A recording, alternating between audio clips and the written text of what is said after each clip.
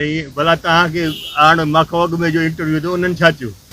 हा, पोइ उन्हनि खां पुछा कयो आहे न त बाबा तव्हां छो एतिराज़ु कयो त सुभाणे केस न हले, वरी 7 ॾींहं जो ॾियो। उन्हनि खां पुछा कयो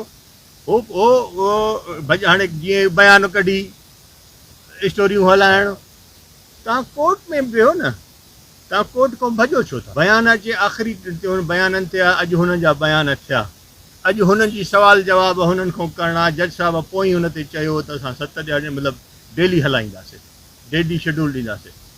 हुननि जो वकील चए थो त न मां सुभाणे अवेलेबल न आहियां, मां छंछर ते कोन आहियां, मां सूमर ते कोन आहियां, 7 ॾींहं जी तारीख़ ॾियो। असां चऊं था त सुभाणे जी तारीख़ ॾियो, सुभाणे जी न आहे त ॿिए ॾियारे जी ॾियो, ॿिए ॾियारे जी न आहे त 3 ॾियारे जी ॾियो।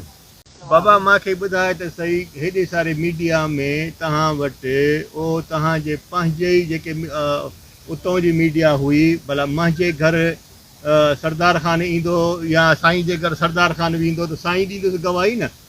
उमेरो बाब सां गॾु उन जे पीउ सां जॾहिं मर्डर थियो त उन सां गॾु शाहिद त हुनजा पंहिंजा भाणजा आहिनि न। भला असां जे कंहिंजी गाॾी में वेंदासीं, सरदार ख़ान जी गाॾी में, सरदार ख़ान जी गाॾी में हाजी रसूल बख़्श हूंदो त हाजी रसूल बख़्श बयानु ॾींदो। जे सरदार ख़ान मुमताज़ जे घर वेंदो त मुमताज़ बयानु ॾींदो न, ॿिए जे घर त न वियो आहे न। उहा उनजे घर वेंदासीं, जिते हूंदो मौजूदु उहा बयानु हूंदी। बाक़ी अॼु उमेरो ॿार खे ॿियो जो कुझु मिले कोन थो त कल्ह हिकिड़ो वीडियो कई त बयानु। अॼु ताणी मां क्लियरली तव्हां सभिनी खे चवां थो त अॼु ताणी असांजो को माण्हू त पंहिंजी जाइ ते आहे, को घर जो कुतो बि कंहिंजे हिननि जे दरवाज़े ते कोन वियो आहे, ऐं न वेंदासीं।